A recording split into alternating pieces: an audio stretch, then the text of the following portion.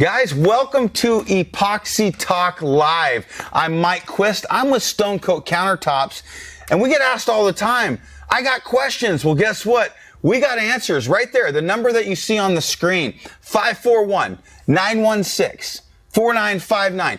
Call in. We're looking to help folks who, do you have an epoxy business? Do you have a craft that you've turned into cash or want to? Do you have a passion you're turning into profit? Let us know. Call in. We want to take your calls. We want to answer your questions. What are your goals? How long have you been in business? When did you hear about epoxy? And let's talk epoxy. Guys, I have been doing epoxy work for the better part of my professional career. I've been doing this a long time. I have a blast. If you haven't seen our YouTube channel, feel free to browse it. We do tutorials. We give tips and tricks on how to take ordinary surfaces and up-level them and make them look like natural stone. So what's the purpose of this show?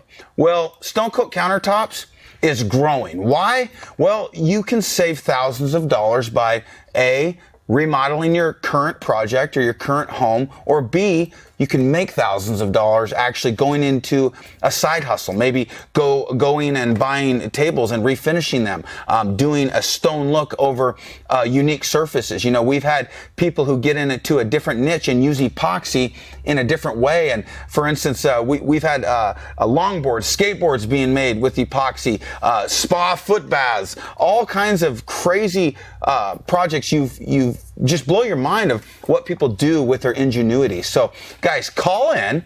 We're happy to take your calls, but while we're waiting for some calls, Mitch is going to answer those. He's going to see what you want to talk about. And if you got something worthwhile for this audience, guys, I want to put you on live on our YouTube channel. We have grown this YouTube channel from day one. This thing is now grown to over 500,000 subscribers. I just want to say thank you for that and give you a big old thumbs up. So guys, if you find value throughout this live video, go ahead and crush that like button. This is our pilot episode. This is the one that we're going to test this. We're going to see if you guys like this format, if you get value out of it, if it helps answer any of that Q&A that you'd like to get. And we're going to see how this works to see if we're going to make it a part of the actual channel. So if you do get value out of this, go ahead and let us know in the comment sections of what you'd like to see more of in this particular show. You know, a good friend of mine, his name's Sean Cannell. He runs a YouTube channel and a business called Think Media. And he said, you know, you got to look at your YouTube channel as a channel, not just a show. And it incorporates multiple different shows within that channel. So for instance, we do epoxy videos about countertops. We do some about floors, about vertical wall. We do a lot of woodworking with epoxy. We do epoxy with art. And so all of these shows are encompassed in our channel. And with that comes some responsibility. You have to be able to help all those different folks who are doing this in different capacities. I've got somebody who called in. This is a landmark, so whoever this is, so I don't know anything about who called in. I'm going to take this call. First, I'd like to know if you guys can hear the caller. You know, we're working out some of those bugs and making sure this is a good format. So let's take this call on Epoxy Talk Live. This is a pioneer episode. Let's get started. Woo! Oh, we got more than one call. The phones are lighting up, baby. Here we go. Hey, this is Mike. You're on Epoxy Talk Live. Who am I talking with? Mike, my name is Rob, and I'm calling you from South Texas. How are you today? Rob, South Texas. Brother, what's up, man? How can I help you? Well, Mike, I called in. I am actually a high school football coach that does woodworking in my spare time and kind of as a relief. And I happen to live on a large family ranch and have access to lots of wood, mainly mesquite, walnut, black walnut, and we live on a river and have huge cypress trees. I have a friend that has a mill, and he's been milling these logs for me, and I've been turning them into furniture. And I stumbled on to your website and kind of fell in love with the first project I saw you do was where you took, I think it was a cypress or red oak, and you made a round table, made it look like it was floating in the water.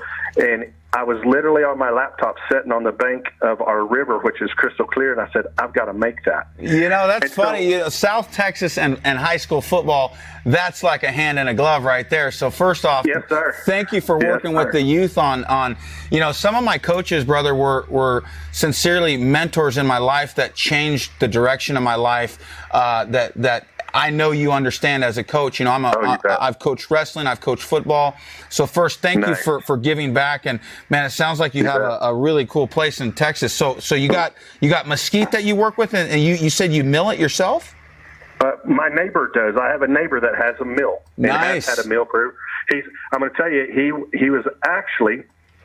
He's pushing 80, and he was a high school shop teacher until he retired. Nice. And he builds custom furniture, and he's kind of been my mentor. And he has a big mill, and started milling logs. And then, of course, our ranch, we have is on a river, like I said, and have some really big mesquite trees, and they're pretty straight, which is rare if you know anything about mesquite. Right. And so we started, you know, stacking them, and he started milling them for me and teaching me some things about being a better craftsman with it. You know, I've always enjoyed it. I grew up in that kind of realm of doing that kind of thing, and like I said, it's just. I'm outside of San Antonio, not too far, probably an hour outside of San Antonio, a little town called Fredericksburg, if you know anything about Texas. So we see some really cool mesquite furniture, but I'm telling you, I've never seen much like what I've seen on, and dude, my wife will tell you, I'm obsessed with your YouTube channel. Thank you, bro. And I'm a lifelong learner, and I'm ready to, in fact, I'm just came in. It's ironic. I actually had just hung up from leaving your business a message to call me back, and then it popped up on you that you're having this live thing, so I just got on and called the number, but I just finished milling a mesquite log that I'm going to make into a table 7 foot long by 42 inches wide, and it's just unbelievable. And I'm going to do it in a river. It's in the form. I've got the tape down all over the melamine. It's ready to go. And I'm wanting to order the epoxy, but my question is, you know, it gets pretty hot here in South Texas, and I'm just talking for the future. And, you know, I don't have a climate control barn, but I can cool it somewhat. So that was kind of my thing. My brother-in-law owns a business, and he tried doing an epoxy countertop, and it was a huge failure. It was a mess. The smoke, and I didn't use your product. I want to make sure everybody knows that he did not use your product, but you know, he's basically saying I'm not going to be able to do this. And like I said, I'm obsessed with your channel, and I'm fixing to pull this off and make some really cool furniture. So river tables, what you got, you know, I love that you're getting into, you know, a thick pour. So if I understood you right, your question is, how do I work with the heat when I'm pouring thick in working with mesquite? So mesquite and wood, first you're going to do your seal coat so that you actually seal that slab so you don't have air coming out when you actually go to pour your casting epoxy. If you don't pre-seal the wood, you're going to get bubbles that kind of enter that casting epoxy that never end. And so that's why we do the seal coats. Do I have to grind off the bark in the outside edge of the wood and get down to hardwood? No, you don't. A lot of people ask that question. You know, if it's really loose, I would, but if it's structurally pretty well attached, the epoxy is about the best adhesive you can ever find. So when you soak that in epoxy, it's going to lock everything in. So no, you know, especially if you're doing a live edge where you're turning it into itself as a river, you certainly don't need to. You could leave that bark on, but just be sure to seal it, lock that air, and then when you get to the casting portion of it, the hotter temperatures. What I like to do is I get a fan. Now, typically when I pour counters, you don't want air movement. That's not the case when you're doing river tables. You want to get air movement blowing the heat away from that chemical reaction that's happening when part A and part B actually start to set up. Now, we get asked all the time about volume, like how thick can I go before I heat the epoxy up too much? It's all about mass. So if you're just doing a tiny river, maybe, you know, three inches wide, you can go really deep and you're not going to overheat that epoxy. If you're going to do a table where half the table's done in epoxy, you better keep that an inch so that you don't overheat that epoxy. So ambient temperature, actually, the moisture in the air hurts more than the heat in the air, meaning moisture will actually will quicken that cure and overheat it too. So what I tell people when they're getting into casting, it's more of an advanced process. So start erring on the side of caution. Don't pour 3 inches deep and 10 gallons at once until you know how your environment's going to react to that epoxy. So keep it simple until you graduate up, and then keep notes in what the temperature was for you and what the humidity was. But typically, if you're going to go thick, use our supercast. And and as far as your buddy using countertops, I love doing countertops in the heat because everything cures beautifully. And even though it's 90 degrees in a shop, I can work in that shop all day long using my my normal countertop product or my art coat and not have it smoke on me and do what your buddy had happen. We get a lot of good feedback that way. So, man, that was a great question, man. One more question. The current table, I have a table that's in the mold too, that the wood slab after I milled it and everything is about 1.25 inches thick. Okay. And you did a project where y'all did a really pretty blue, and you poured a little bit in there, and it was dark, and then but you wanted it lighter, and you came back and gave another coat that was lighter to give it some dimension. Yeah. Is my slab thick enough to do something like that, or do I need a thicker slab for that kind of thing? No, you can do that. You can do that with even thinner material. You just pour your coats thinner to give you that illusion of depth. And so, you just don't, you're just going to, a lot of people are, sometimes you're in a hurry, people are in a hurry to get that project finished, but like fine wine, it gets better with time, man. Just simply slow down, do a coat, come back the next day, do another coat, and you're going to get a piece of heirloom furniture that's simply going to look beautiful for a very long time, as opposed to rushing through a project and not getting the exact look you're going for. So patience is key, and it's okay to do multiple pours, and we've done that where you pour it deep, and then you just make it more translucent as you come up through that quote unquote water. Well, I'm excited, man, and I can't wait to do it, and I'm going to perfect it because I got a daughter that decided to get married in about a year, so I've got to get that heirloom piece ready.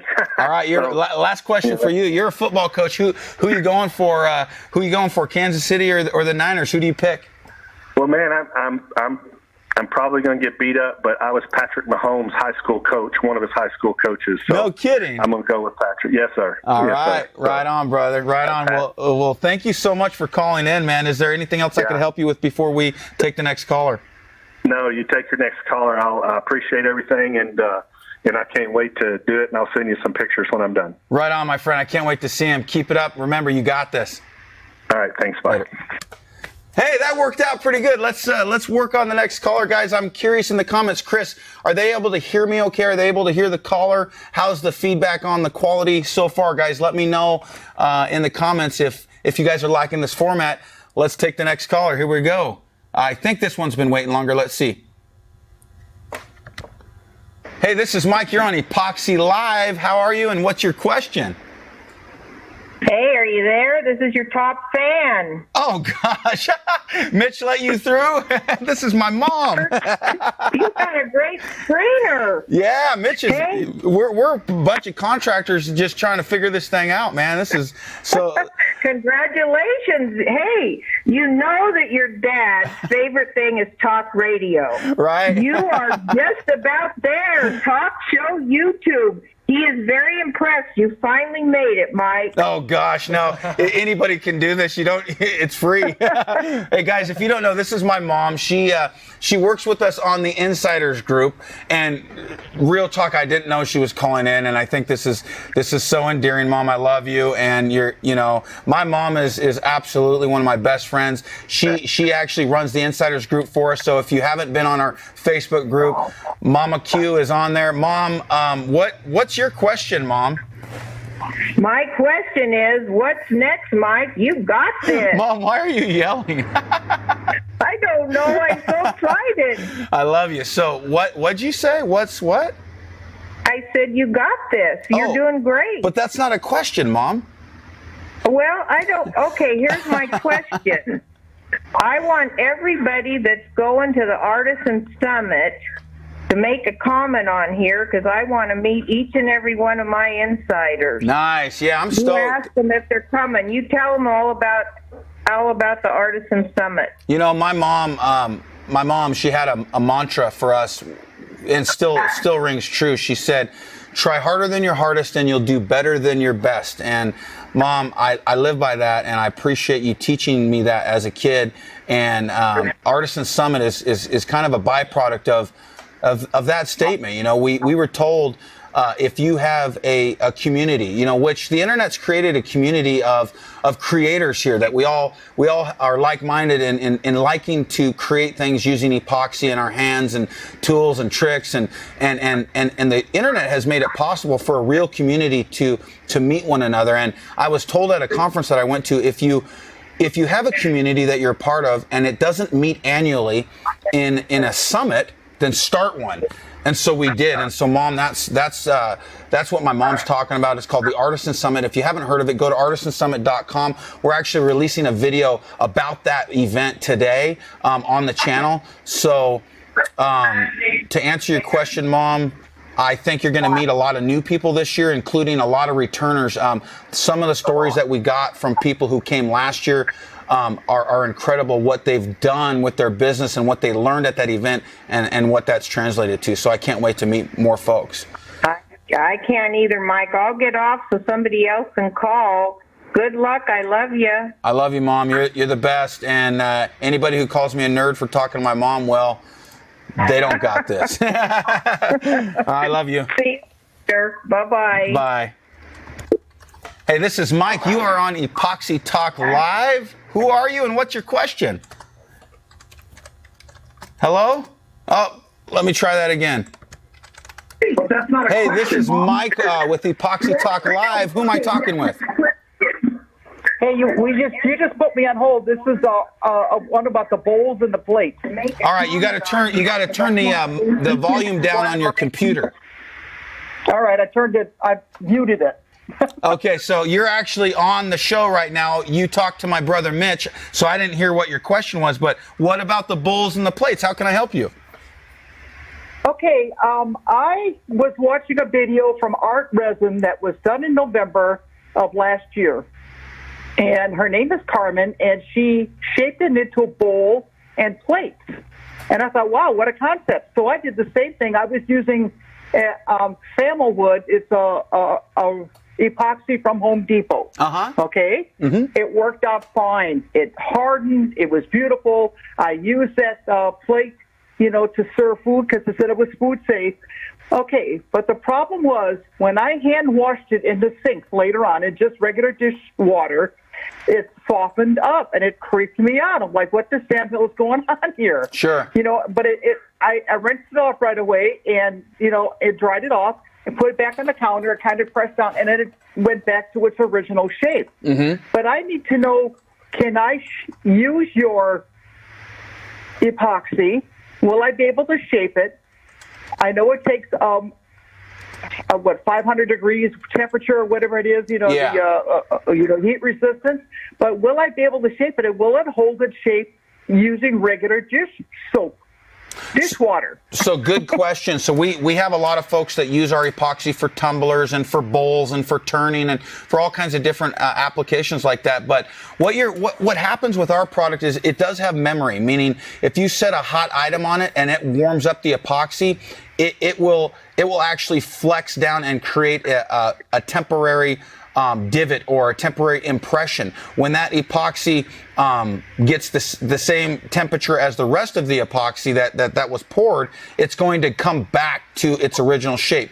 One thing that we'll have is people will set for instance, like a KitchenAid or something down on their countertop, and they'll move that and it'll have an impression of where that sat.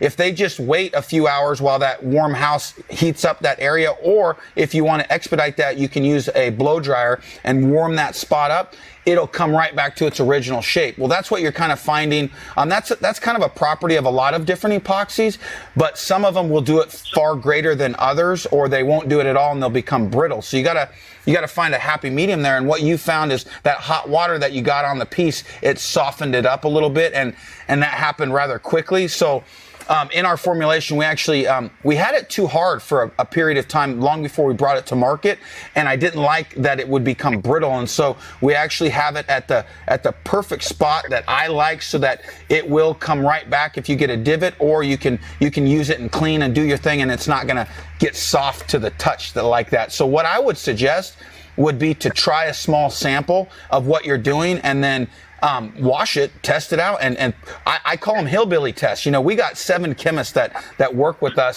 and these guys are really smart. But to be honest with you, I love the hillbilly test where you fry an egg and throw that pan on the counter. You put boiling water pots on the counter. You throw that in the sink and wash it to see what happens. I've seen you throw a fire on it and do all that, but you know, I won't be doing that with my stuff. But no, don't do that one. But what about trying that? Would you try that with your product and show it, you know, on one of your videos and see how it works? We've washed a lot of stuff in the sink that's coated in our product, and it's been just fine. But to be very honest with you, I love it when folks are doing this for a living. I always recommend that they get a sample piece and they give it to their potential customer, because I could tell you all day long, it's going to be fine, it should do this and that, but until you test it yourself, you don't really know what to expect. And so if it's something that's really important to you, I wouldn't coat it with epoxy until you know, okay, this is what it's going to do when I try to wash it in the sink. And so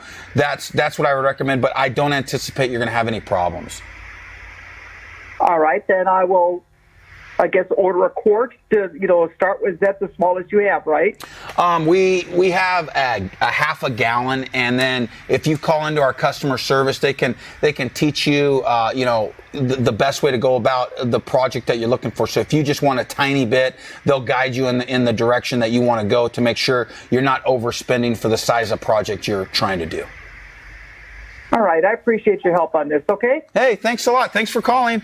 All right. No problem. Have fun. Okay, we will. Holy cow, these lights are lit up. Take Park 2. Okay, take Park 2. How do I know which one that is, Mitch? So guys, if you don't know my brother, this is Mitch. He's the one in the background answering the phones. How's that going? It's going awesome. It's totally fun, man. It's crazy. So you guys are going to talk to Mitch, and he's going to put you through it. Look at all the lights flashing, Right, bro. we're all the way full, so Park 2 is right there. Okay, so I'm guessing that you really like this call. Yeah, you'll like this call. Before I take Park 2, I want to show, I got this package in the mail. This is from a new friend of mine. His name is Zach Higgins. He, you know, that call was about plates and bowls. Let me show you what Zach Higgins sent me, man. He did some videos using our product, and he made this bowl. He used money from like the UK, and he casted it, and he made that bowl. And that is a really cool, beautiful piece that he did. This is his business, nvwoodworkers.com. Go check out Zach Higgins, and he's got video on how he made this. He also made us some pens. And then he made us this opener. Holy cow, like, look at that casting epoxy. I really love. I can't thank you enough. And then we got another package today. I wanted to show. This is from Michael Ryan. Michael Ryan, he made Mitch and I, who you just met. He made us some pens. He used our epoxy and some wood, and he made these 2 pens from scratch on his lathe. This guy is massively talented, guys. If you're looking to get some very unique gifts, or you want to learn more, this is his business. It's here, let me put it there. It's Dateless Concepts. His name's Michael Ryan. He's also on the Insiders Group. The guy is an epoxy guru, man. Go check him out. And I just want to say thank you to Zach Higgins and Michael Ryan. You got this. All right, let's take the next call, Park 2. Hey, this is Mike with Stone Coat Countertops. Welcome to Epoxy Live. My brother said take this call. Yeah, can you hear me? Hey, did I lose you? Is this Rhonda? This would be the Rhonda. How are you? Can you hear me? I can now, yes, sir. Oh man, Rhonda, I can't believe it. I'm honored to have Rhonda on our live Epoxy Talk show. What's up? Well, I was just driving home from a job site, and well, I probably shouldn't tell y'all what I was doing because it's probably highly illegal. I know what you were doing. You're watching YouTube while you drive. Guys, this is Rhonda Draculis. If you guys don't know, she has her own YouTube channel, RK3 Designs on YouTube. She is massively talented in faux finishing, and her background in turning old nasty furniture and countertops into works of functional art. We met. How long ago did we meet, Rhonda? Oh my gosh, 3 years? Yeah, I mean, you came out to an epoxy class, and very quickly it was evident Rhonda could be teaching the class as opposed to taking it. So you actually teach epoxy classes now. I do. I teach. We've got what we call our Epoxy 101 and Advanced class, and it's a 3-day class, and it is full submersion of epoxy finishes. Hands-on from start to finish. We have advanced finishes that we go through, and then we have our really popular class, our pro class, and that's the class that is just that we're so proud of. In fact, that's what we're adding another 1,500 square feet onto our studio, so that now we have a whole woodworking area. But we do 2 full days of epoxy finishes, the popular, recreatable, sellable finishes that our customers are wanting, and then we do a whole day of building and construction and templating and all that stuff, and then we have a day that I'm super excited about. It's our Business Essentials Day, and that's where we do talk about contracts, bid sheets, customer acquisitions, pricing. I bring in a specialist for social media marketing. I bring in a tax specialist. All of that, and that's all we talk about on Saturday is how to build your business. So when you leave after those 4 days, you're very well equipped to go out and start your business. But I tell you what, it is exploding, and we are having so much fun. You know, I've been out to one of your classes, massively pro. I love that you and Kenny, your husband, do those together. Kenny and I are fast friends. We've done some videos together, and I want to talk about, first, I got a couple questions for you, Rhonda. So, one, did I tell you that I was going to put on this Epoxy Live show? Did I ever tell you I was thinking about doing this? Yeah, you told me a while back when you called me the other morning. I was on my bike and I couldn't talk because I was so out of breath. Yes, right on. And so, how do you think it's going so far? You like it? Oh my gosh, yes. This is a fabulous thing that you're doing. It gets you close to your community and able to answer questions one-on-one. I love it. Guys, let us know in the comments, are you liking this, or would you rather see us making another sample board, or is this something that we should add to the show or not, or the channel? Rhonda, you and I, you're coming to meet up with the Stone Coat team. We're going to be at the World of Concrete in a couple weeks on February 4th through the 7th, and we're going to be doing live demonstrations. Are you stoked for that? I am so excited. I can't wait. I love to do epoxy anytime, anywhere, and I'm so excited. What a cool venue we're going to be in. And then you're going to speak again this year at the Artisan Summit. You're going to talk about some of the things that have happened this last year that really moved the needle for you and your business and your goals, right? Yep. You bet. And go ahead. Are you gonna hold back some secrets to save just for the summit for the people that come? I am. Yes. I can't even tell you. All right. I can't wait to hear. So I got to know, like, what do you have any questions for me, Rhonda? No, I guess just keep doing what you're doing. And I love how you are pouring your heart out to your community. I understand how hard that is building my community, how to put yourself out there day after day. It's as you grow, it does get tough. And I just want you to know from Kenny and I that we appreciate your whole team. Not just you, but your whole team. So that's why I was calling in, just to give y'all another thumbs up and a kudos, and tell you I'm super proud, and you're always raising the bar, because, you know, I started my YouTube channel because of you. I started a podcast because of you. So now are you telling me I'm going to have to do a call-in talk show? Hey, man, to each his own, right? So Yeah. I love it. And Rhonda, thank you for everything you give to the community. Your videos on your channel, awesome recipes that if you guys haven't seen Rhonda Draculis, she's the coolest. Go check out, it's RK3 Designs on YouTube. Is that correct, Rhonda? It is. All right, go check her out. Learn from an epoxy pro out there in Seguin, Texas, just close to San Antonio. And guys, if you are looking at taking a class, look up RK3 Designs. She teaches in a very pro manner. She's gonna get, her and Kenny are gonna get you dialed in. And then Rhonda, you and I have been talking about teaming up for a class out here in Oregon. And we've been talking about doing that for folks who are already in business and really want to take this thing as advanced as we possibly can. And you and I and other folks who have been doing these, we will all kind of meet up here in Oregon and have a very in-depth, hands-on training of everything that we've learned recently to kind of up-level each other and boost all of our learning curves. Are you excited about that? I am, Mike. And you know, people ask me, is that all that you do is, you know, do classes and do YouTube?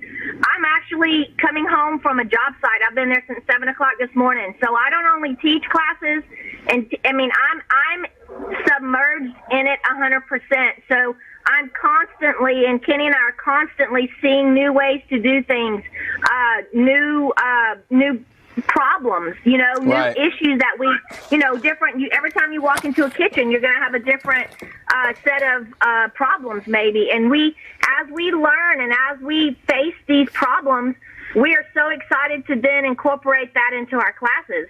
So this is not something, you know, we don't just teach the same thing every time. We're actually doing what we're teaching. My takeaway there is if you want to get good at something, do it every day, right? Oh my gosh, yes. That's it, you know. Practice doesn't just make perfect. Practice makes permanent. So you got to be out there doing it the right way.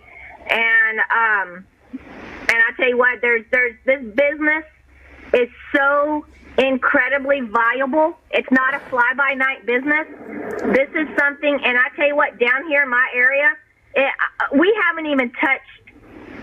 I mean, it's amazing how much is available down here. I'm almost 3 months out booked. You know, Rhonda, that's a good point, because we get asked all the time about guys who are doing this as a business. They're like, man, you're going to teach everybody how to do this and there won't be enough work. And I'm going, you have no idea. There's two types of customers. There's the customer that will always do it themselves. So they're looking up tile, or they're looking up concrete countertops, or they're looking up a way to do it themselves. And then there's always the people that never want to do it themselves. They would rather hire a pro. They don't have the time, or they don't want to learn, and they'd rather just hire somebody. And what you're saying is you're booked out 3 months because there's plenty of people that don't want to DIY this. Yeah, the information's out there to do it, but they still don't want to do it themselves. Absolutely. And and I actually pass up most of the jobs that people call me about, because I've gotten select enough and that I only take the jobs that I want to take now. That's a good problem to have. Yeah, it is. You know, I'm working with a guy in Houston, and I don't even want to drive. I mean, if I drive an hour, that's about as far as I want to drive. And I give him quite a bit of work that's in his area, because I just don't want to have to, you know, to drive that far. But it took a while for me to get there. But I'm telling you, the work is there. And the thing about it is, I'm not really scared of somebody coming in here and underbidding me, because they're going to have to work really hard to outdo me, because I bust my ass. You know, I work hard. I do. I'm telling you what, you're going to beat me. You're going to work to do it. Hey, so, that's another takeaway. If you want to be good at something, hard work works. Working really hard is what successful people do, says Denzel Washington. So that's right. Absolutely. Rhonda, right on. I'm so glad you called in, and now I've had two of my very good friends, my mom and my Rhonda, called in. Right on, Rhonda. Aww. Catherine says hi. Well, hey, everybody says hi. We love you. Hey. Tell your dad that we're continuing prayer. He's on my prayer list every morning. Give him a hug. Tell everybody I love him, and I will see you in a couple of weeks. Hey, Rhonda. Yeah. You got this. I got this. All right, later. Thank you for calling. Bye. See ya. All right, guys, I'm enjoying this. I'm having fun. We don't know how long to do this show. Let's keep rapid firing some questions. And Chris, when Rhonda comes up, let's put Rhonda's website on. When we talk about the summit, put the summit up. Let's just keep this thing rolling so they don't have to look at my ugly mug the whole time. Here we go. Gotcha. Hello, this is Mike. You are on Epoxy Talk Live. Can you turn down your computer? They would rather hire a pro. They don't have the time, or they Hello? want to learn, and they'd rather hire somebody. I'm still here. All right, turn that computer down and let me know who I'm talking to and what's your question. Welcome to Epoxy Talk Live. I'm Calandra. I just started using epoxy, and I just wanted to tune in and let y'all know that I enjoy watching y'all show, and I look forward to expanding using epoxy, and by doing dishes, tumblers, and quite a few other things. The first thing that I made was a glass photo. I insert my photo into the epoxy as I've seen it starting to stick and harden. And right now I have a photo of my son sitting on the table using epoxy. Oh, that's so cool. Did you see our video on tumblers that we did? No, my first time watching y'all is when y'all did a countertop. And Gotcha. I was so amazed. And I think one was a floor. Am I correct? Yeah, Okay, we do floors. Yep. Yes, I seen that when y'all had the crowd standing around and one was brushing the I don't know if it was Mitch or Mike. I mean, I don't know if it was you, Mitch, or Mike. I don't know. It's all good. Well, I don't know. I want to say so many. I want to say welcome to the community of epoxy creators, and if you do get a chance to look at our video, we'll put it in the description. I'm sure Chris is going for that right now. And what we'll do is, if you go check it out, we show you how we make our own dishes or these tumblers, and there's so many different looks that you can get that are just outstanding. And I'm gonna warn you right now that this hobby is addictive. So you're gonna have so much fun creating things. And so I have spent so much money on epoxy because I have the ones you have to mix. Sure. The gloss and the hardening and stuff like that. And I'm like, hubby, I need some more. He's like, look.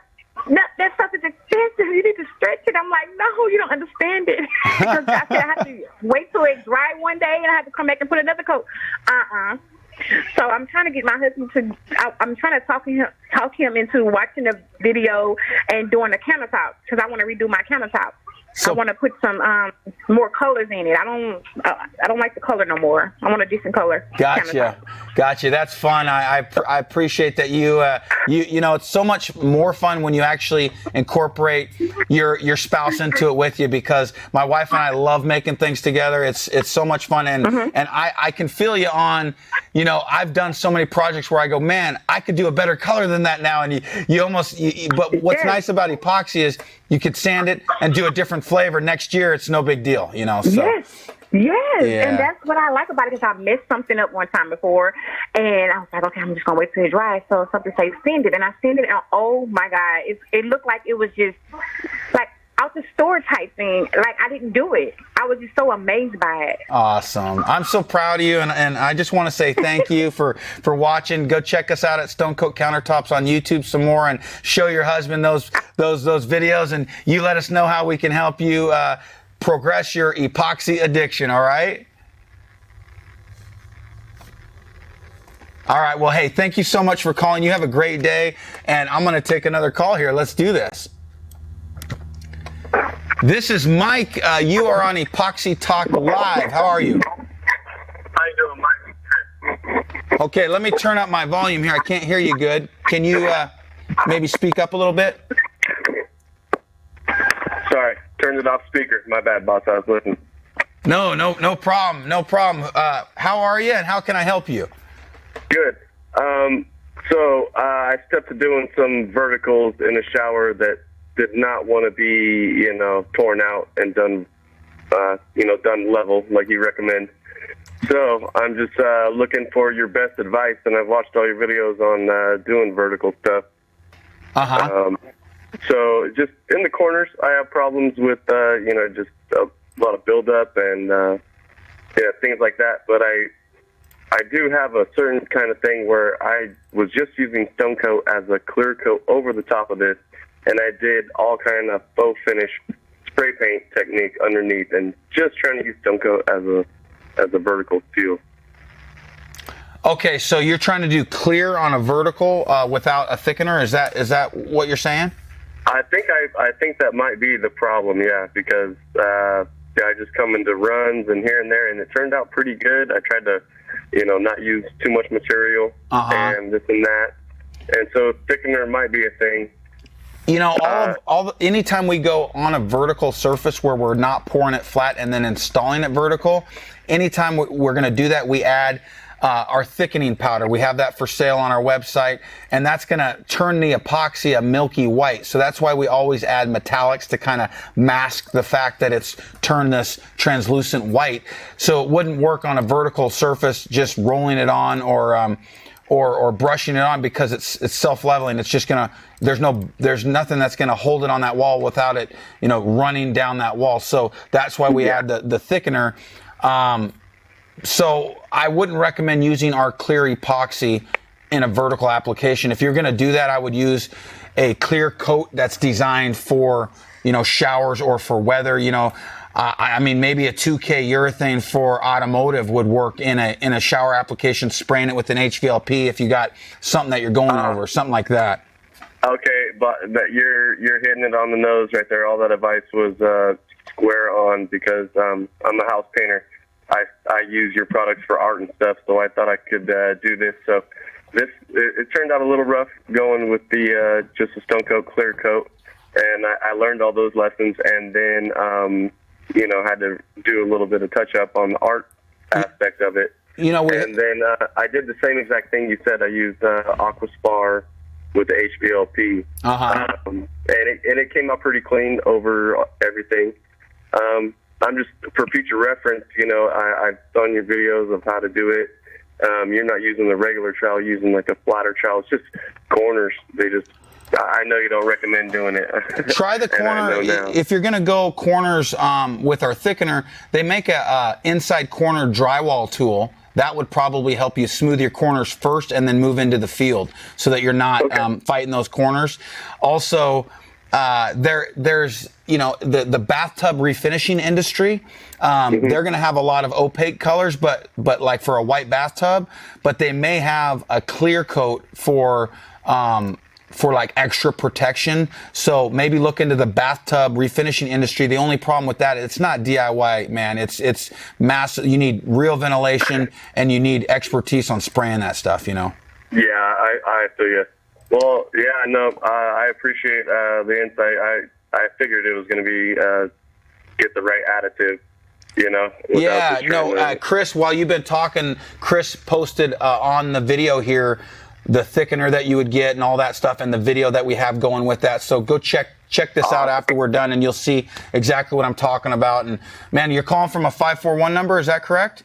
Yeah, we're in Medford over here. Nice, man. Well, right on, another Oregonian, man. Thank you for supporting us. I appreciate it. Heck yeah, stone coat all the way, man. The products, I do art, so your products have helped me make some money, man. Thank you. So, how have you made money with them? Yeah. What'd you create? I do wood burning and just putting stone coat finishes on it, and then doing tables with a buddy of mine who just, I turned him on to it, and we're going gung-ho. That's awesome, man. That's awesome. Yeah. Well, congratulations, and thank you so much for calling in, man, and you got this, all right? Yeah, no, that's the motto. We got this. All right, brother. I'll talk later. All right, peace, mate. This is Mike. You are on Epoxy Live. How are you? Great. Good. Thank you for taking my call. You got it. How can I help? My question is on finishing the polishing. I have had several clients that want it back to the shine, and I'm just having a really hard time going through all the different grits of getting a full countertop to And I know it's not going to come back to the original shine, but come up to a shine that I myself think is acceptable. Yeah, have you seen our polishing video where the thumbnail is actually black and silver where we go to polish? Have you seen that one yet? I haven't. Well, I may have if it's an older one. I've watched, I think, probably all of your videos, at least one. Gotcha. So this is a common question, and so I'll give you some insight on it. First, I come from the natural stone industry where I want things to mimic actual natural stone. And if you look at a lot of natural stone, it's not going to have the out-of-the-box gloss that you're going to get with 2 bottles of epoxy. That's too shiny. It doesn't look realistic. And so the polishing compound that we sell on our site, it actually finishes to a point a couple steps below that high gloss. What polishing compound are you finishing with right now? Well, I have yours. And I've tried using like turtle wax. I've tried 3M. I've tried a bunch of different products. Okay. And I prefer myself to have that satin type of look. And that's what I try to steer my clients to. But other than just pouring the epoxy and leaving it as it is, what I like to do is we actually, in our sanding discs that we sell now, there's a Abernet disc. It's called an Abernet, and it's more of a mesh disc without hole. It's just a bunch of tiny holes as opposed to like the circles that you get in normal discs. I just start with that. You can use a little bit of water in a spray bottle, which will help you. The key when you sand and polish is your first pads mean a lot. If you do a bad job removing the scratches from your 220 grit disc, and you're going to have a harder time getting that shine really, really popping. Also, if you start polishing when that material is a couple days old as opposed to a week old, it's not hard enough to get a polish back. And sometimes even cutting into the surface and coming back the next day and then doing your polishing compound, your final step, you'll get the polish to pop substantially easier than you did the day before. And so what I would recommend is making sure that's cured for about a week, and then starting with the Abernet discs. Now, another thing is if you don't have any real imperfections that you're trying to hide, you just want maybe a little high point or a nib or nub that you're going to sand and polish, start with a much higher grit. Maybe you can start with, 600 or 1,000 grit as opposed to going all the way down to 220. So that would make your polishing easy. But the polishing aspect of this is probably the most advanced of the whole process. And so it's not like a novice thing. What I always recommend is doing large sample boards, getting it down where you are comfortable, you know what to expect, and then showing your client, this is what you're going to get. Are you sure this is what you want? And so before you take on a job where you can tell them you can sand and polish, know for a fact you can do that exact sheen and you could repeat that process. And so honestly, it's time behind the wheel. I've been polishing natural stone my whole professional career. So that's really hard to surface polish like a granite and make the sheen perfect. So there is some finesse and some kind of expertise you have to get good at, but it's the tools that I use are exactly what we sell on our website, and that's how I get a really beautiful popping finish every time. So does that help you at all? Yeah, that does. And I prefer the satin type of sheen to it because it does look more natural to me. I think the shiny just does not look real. Sure. It looks like plastic to me. And so I wholeheartedly agree, and I have no problem polishing I have 2x2 are my sample sizes. And, I can get those pretty shiny, and so I've tried to back off on those a little bit so my samples will reflect what the entire countertop will look like. I got you. One of those things, too, is maybe you're trying to push the discs further than the amount of square foot that they can do, and maybe a little water would help that so that the discs last longer and you don't wear them out as fast. That might, because if you can do good on a 2x2 sample, you just have to translate that to the next big piece. And so, I can get about 40 square foot out of one of our kits where it's really consistent. But another thing that I do is, let's say I start in one corner of the kitchen. On the next grit, I'm going to start in the other corner of the kitchen, so that brand new pad is cutting in at different points of that kitchen, where we're not starting real brand new pad on one spot. So that's another tip. Yeah, I do that. So, okay, thank you so much. Hopefully I've got 27 units coming up here soon. So that's a lot of units. What I'll do too, I'll do a new video on sanding and polishing. I might even do it live, so that everybody can see kind of how long they should expect to take and what results they can get. So I'll do that so that we can really show that, and I'll do it on a black piece so you can really see it. It's hard to see on a white piece how shiny you're getting it, Yeah, perfect. All right. Thank you so much. I so enjoyed I came down to your class a couple of years ago, and oh, no kidding! Right on. Thank you. Yeah, so I'm from Alaska. So oh, right on. Are you staying warm? With the Bob Ross shirt. Okay, I think I remember that. I love Bob Ross. He's I do happy little epoxy trees over here. Right on. Thanks for calling, and stay warm in Alaska. Oh yes, thank you so much. Right on. Good to talk with you again. Bye. Bye. Hey, this is Mike. You are on Epoxy Talk Live. How are you? Very well, thank you. I appreciate you taking my call. I've got a few questions for you. Let's hear them. One, I have an old home. It's about 110 years old. It's got hardwood floors, but the floor in the dining room has been slowly, I wouldn't say deteriorating, but it's getting old. I saw your video about the black marble countertop, and I was actually thinking about doing the black marble and maybe a white marble in the dining room. What would you suggest a good substrate? Because I tried using like 1/4-inch MDF. It does slightly curl. I mean, ever so slightly, but what would be a good substrate to use for that? And you're not talking about the floor. You're talking about in that area on the countertops. Is that correct? No. I saw the video about the countertops, doing the black marble, and I want to transfer that over to actually doing that to the floor. Oh, gotcha. Okay. On the substrate, and then adhering the substrate to the floor. What I would do for a substrate over an old wood floor is I would apply lath, and then I would apply a concrete underlayment, and then I would pour over that, so that you're basically going over a concrete floor. That's how I would attack that. Now, on the black marble countertops that you had done, you used the Montana marble spray. Sure.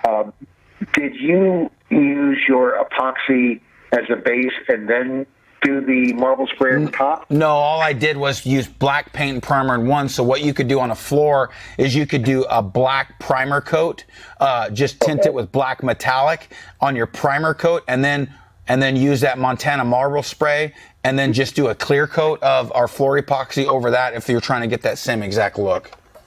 Okay, because I'm looking, maybe not necessarily make it a permanent thing, but maybe like tack it down with maybe some like liquid nail or something like that, because in case years down the road the wife wants to change it. Right. Yeah, I don't like to do things that are not permanent, because then you're typically going to get the ghost through of the cracks and the things like that, where you're joining these pieces on a floor. So that's what you're fighting on a subfloor when you're doing a epoxy finish over a bouncy subfloor, is the joints are going to finally ghost through when that repair breaks, if you bond to those seams or something. So you really want a structurally sound floor if you're going to pour epoxy over it. So that's how I would go after it. If you're just trying to do some eye wash for a while, man, you could do some big pieces and do like I don't know. I've never done that, so I don't want to really steer the audience in the wrong way, but it's going to be an expensive floor for kind of a semi-permanent thing. So I would either make a decision, I really want this on my floor, and I'm going to go all out and do it right, or maybe get like they have a really nice laminate that's waterproof now that you could use. That'd be a lot less expensive too if it's not going to be a long-term floor. Yeah. Okay. And also too, what is the proper measurements for using the metallics in the epoxy? For the floor? For anything. So let's say I just did a small countertop, but I'm unsure of how much actual metallics do I put in the epoxy.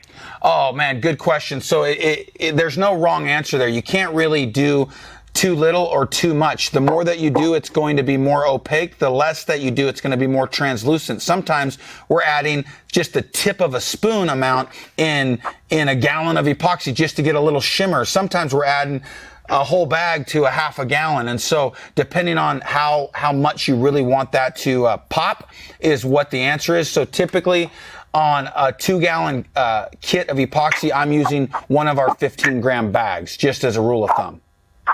Okay. And also, too, I just had a question that popped in my head. When you have your metallics in your spray alcohol bottle, how much metallics do you use? I use a half a bag, so 7.5 grams to 8 ounces of alcohol is where I start, and then I'll add more alcohol if it's too harsh coming out of my bottle, or I'll add more metallic if it's too diluted. But that's where I start is half a bag of our metallic to 8 ounces of 91% isopropyl alcohol. All right, awesome. Thank you so much for your advice. And I'm still working on little projects here and there, so hopefully I can maybe send you some photos. Awesome, man. Thank you. I'd love to see them. Remember, you got this. All righty. Thank you so much. Thanks for calling, brother. Guys, are you having fun? Chris, are you having fun? Yeah. Time is flying, man. Holy cow. How long have we been live right now? Probably over an hour now. Oh my gosh. Almost an hour. I need feedback, guys. How long should I make the Epoxy Live show? I'm going to take another call while you answer that, Chris. Let me know what they say. How long should I go live answering Q&A? Here we go. Right. You are on Epoxy Talk Live. This is Mike. How can I help you? Hi, Mike. This is Bill from scenic Philadelphia. Nice. Welcome, Bill. I had a couple questions about, it's cold here. I guess it's cold out there. And maybe a technical question. I know it has the epoxy has to cure between like 70 and 80 degrees. If it cures at like, let's say 60 degrees, is it going to mess with the molecular composition? Am I going to get an inferior product, or do I need to wait like an extra week for it to really harden up? Good question. So at 60 degrees, you're right at my comfort zone. So I don't like to be any less than 60 degrees.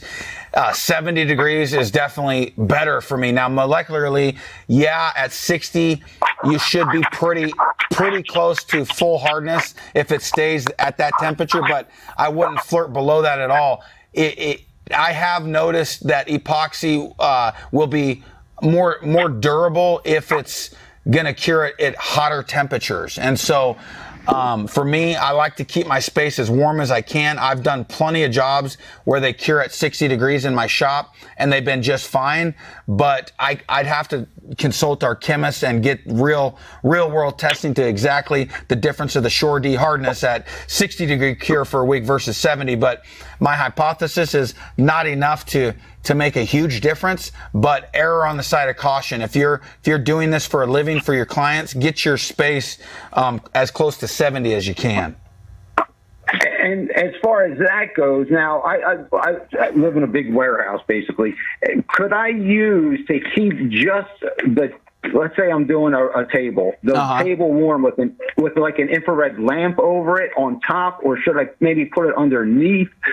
I'm thinking like something that's propane. What I did is I used when my shop wasn't heated, I was using my wood stove. I would actually use a pop-up cover for like outside. I'd put it over my table, and then I'd run canvas around that, and then I'd do a little space heater, and it kept that little space really warm. Okay, cool. And then to finish these off, and I understand about polishing them, do you ever put any kind of polyurethane on top or anything to like really keep it from You know, if somebody, I know if you drop something on a piece of wood, it's going to ding it. But is there any other surface coating you would recommend? Yeah, you know, I've tested and tried polyureas, polyaspartics, polyacrylics. I've tested urethanes. I've tested 2K urethanes. I've tested water-based urethanes. And to be honest with you, there's nothing out there that's DIY friendly that's not going to orange peel. So you're going to distort the light, you're going to orange peel. If you really want a top coat, I would recommend something that can be polished like in the automotive world.